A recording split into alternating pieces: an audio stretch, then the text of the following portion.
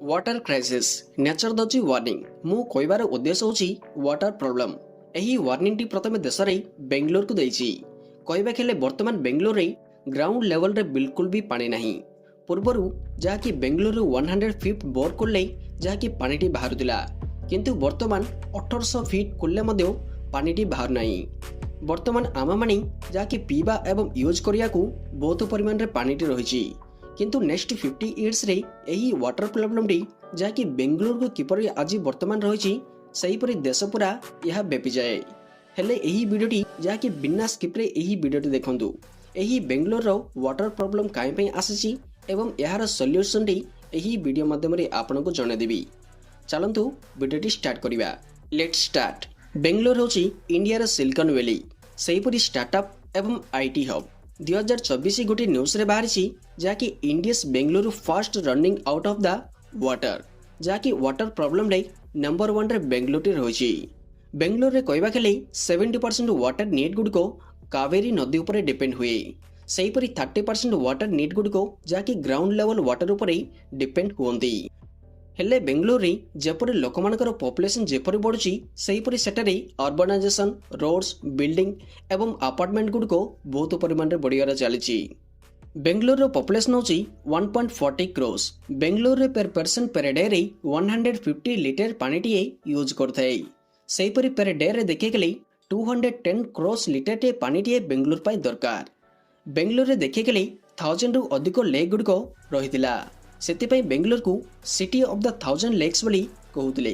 किंतु सही लेक्स जगह रे माटी बर्थ करी football stadium, hockey stadium, bus stand एवं मेडिकल कॉलेज गुड को गवर्नमेंट तरफ एवं प्राइवेट तरफ एठारे बहुत गुड़िए बिल्डिंग गुड को निर्माण करा जायछि, जहाँकि एही कारणरू वर्षा हेबा समय रेन वाटर ग्राउंड लेवल भीतर को मध्य रास्ता पाउ नहीं।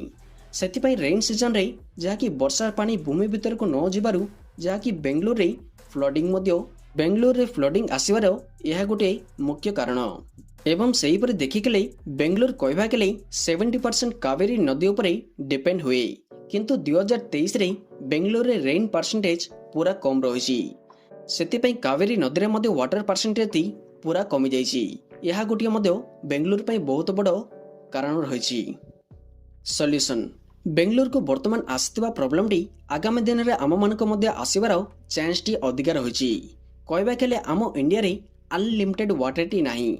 देखे गेले गंगा, यमुना, ब्रह्मपुत्र आदि बड़ बड़ नदी मानकरे जाकि ड्रिंकिंग वाटर पई बहुत परिमाण रे वर्तमान पानी रहिछि, जाकि किंतु यह डिपेंड होछि ग्लेशियर उपरे। जदि ग्लेशियर गुड को अधिक परिमाण रे मेल्ट होछि सेते बेले रिवर रे पानी परसेंटेज मध्य बढ़थाय। किंतु वर्तमान थिबा सिचुएशन रे जाकि पॉल्यूशन द्वारा अधिक परिमाण रे ग्लेशियर गुड को शीघ्र शीघ्र मेल्ट होछि। जदि फ्यूचर रे एही ग्लेशियर गुड को सब मेल्ट हो जाए सेते बेले पुनी बड़ बड़ नदी रे मध्य पानी रो नियंत्रण देखा जाए। हेले वाटर को किपरि सेव करिवा, यार फर्स्ट कांसेप्ट होछि जाकि रियूज। सेतिपई वाटर को रियूज करिवार आवश्यक, जाकि आम मानक घरे जाकि प्यूरिफायर रहछि सेहि परि एसी गुड को मधे रहछि। गुटे प्यूरिफायर रे देखे गेली जाकि 1 लीटर वाटर टी प्यूरिफाई करिया पई 3 लीटर वाटर टी जाकि वेस्ट माध्यम रे बाहर को छाड़ दए, जाकि एही वाटर टी आम माने जाकि ड्रेन माध्यम रे बाहर को छाड़ दाउ। किंतु एसी भीतर बाहर पानी एवं प्यूरिफायर बाहर पानी टी गोटे जगह स्टोर करी जाकि आम माने फ्लशिंग पाई सेही परि क्लीनिंग पाई एवं गछ मान को देबा माध्यम रे बहुत परिमाण रे वाटर टी आम माने सेव करि परिबा।